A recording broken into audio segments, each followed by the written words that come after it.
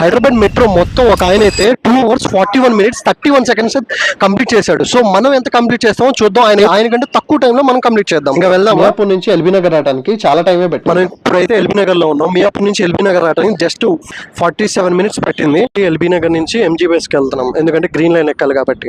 అటు నుంచి ఇటు వచ్చేసరికి తడిసిపోయింది. 2 minutes అటు నుంచి ఇటు రావాలంటే విత్ ఇన్ 1 minute వచ్చేసాం. కన్ఫ్యూజ్ అయినా. 2 minutes JBS నుంచి ప్యారడైస్ గ్రౌండ్కి అయితే వచ్చాం. మళ్ళీ ఈ బ్లూ లైన్ నుంచి నాగోల్కి వెళ్తాం. నాగోల్కి ఎంత టైం పట్టిందో స్క్రీన్ మీద కనిపిస్తుంది చూడండి. ఇంక ఇప్పుడు నాగోల్ నుంచి మనం రాయదుర్గ అయితే వెళ్తున్నాం. ఫైనల్గా హైదరాబాద్ మొత్తం తిరిగాము. ఫైనల్గా అయితే రాయదుర్గకి వస్తున్నాం.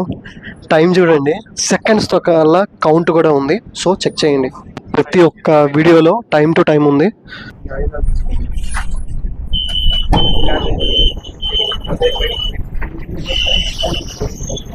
ఫాస్ట్ సో హైదరాబాద్ మెట్రో మొత్తం యాక్చువల్గా గిన్నీస్ బుక్ రికార్డులో ఎక్కింది.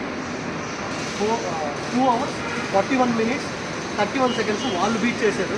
మేము దానికంటే ఇంకా తక్కువ టైమింగ్లోనే బీట్ చేశాం. సో ఇదే మా రికార్డు, గిన్నీస్ రికార్డు.